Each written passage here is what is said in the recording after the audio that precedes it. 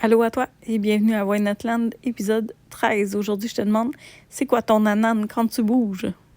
Aujourd'hui, je te parle des résultats rapides et des résultats à long terme en activité physique. Puis on va départager tout ça et voir l'impact que ça a sur notre motivation à l'entraînement et sur notre assiduité surtout à l'entraînement.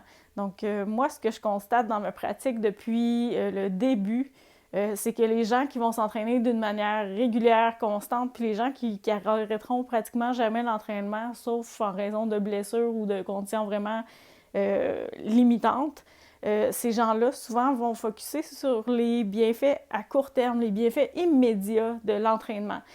Puis je le vois quand je donne des cours de groupe, c'est ces personnes-là qui viennent me voir après la cour puis qui me disent « ça me fait du bien, je me sens mieux que quand je suis arrivée ».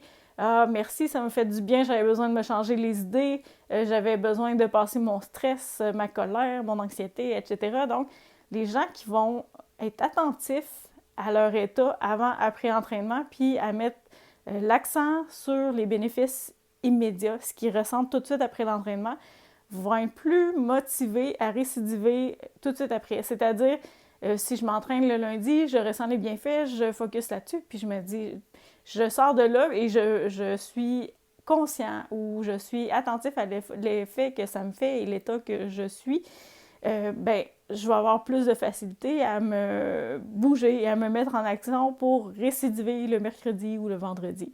Donc, si je m'arrête jamais, puis je suis toujours dans ma tête, puis je prends jamais conscience de ce que ça me fait comme bien mentalement, physiquement, mon entraînement, ben ça se peut que je sois moins assidue pour la suite des choses. Donc, c'est quelque chose qui est pas mesuré ou qui sort pas d'une étude, mais c'est ce que je constate autour de moi.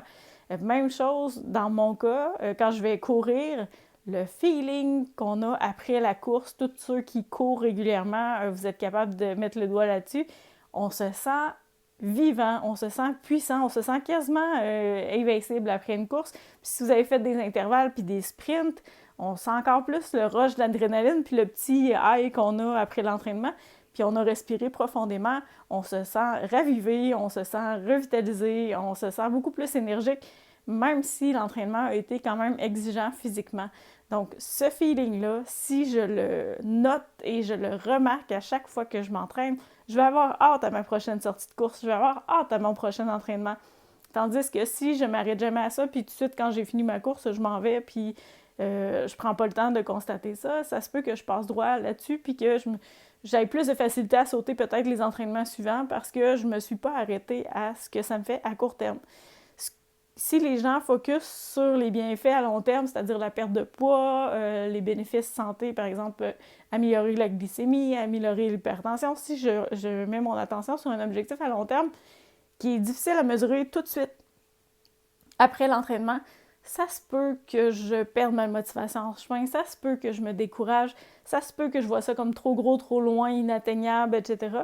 Donc, c'est possible que les effets que je souhaite à long terme, si je les ai pas tout de suite, rapidement, je vais me décourager. Donc, ce que je veux que tu fasses dans les prochaines séances d'entraînement, les prochaines fois que tu vas aller bouger, même si c'est juste la marche, même si c'est du plein air, même peu importe le type d'activité physique que tu vas faire, je veux que tu t'arrêtes 1 minute après ton entraînement, puis que tu fasses la liste de tout ce que tu sens, de comment tu feels, comment que tu vas, puis que tu les notes à chaque fois. Et ça va l'ancrer dans ta tête, ça va l'ancrer dans tes émotions, puis ça va t'aider au niveau de la motivation à être plus régulier dans ton entraînement. Donc, ça va être ton défi de la semaine à venir, c'est de t'arrêter après ton entraînement, puis juste respirer, puis dire ça fait du bien. Puis de remarquer dans la journée, après ton entraînement, comment tu t'es senti aussi cette journée-là. Est-ce que tu t'es senti moins stressé? Est-ce que tu as mieux dormi? Est-ce que tu as senti d'autres bienfaits? Est-ce que tu as trouvé que tu avais une meilleure humeur, que tu avais plus de patience, que tu étais moins irritable? Donc, c'est de noter tout ça, de voir ce que tu as eu comme impact de ton entraînement. Et si je m'en rends compte qu'à toutes les fois que je bouge, je fais ça, je vais avoir envie de bouger encore plus souvent. Donc, c'est l'objectif de cette prise de conscience-là. C'est vraiment de constater tout de suite, quand j'ai bougé, qu'est-ce que ça me fait? Et ça me motive à le faire de plus en plus régulièrement. Donc, on devient accro à ces bienfaits-là et c'est ce qui fait que les gens s'entraînent sur le long terme. C'est ce qui fait qu'il y en a qui sont actifs toute leur vie versus ceux qui se concentrent juste sur un résultat à long terme qui est peut-être plus abstrait, c'est plus difficile peut-être de l'atteindre à ce moment-là. Fait qu'on focus sur le présent.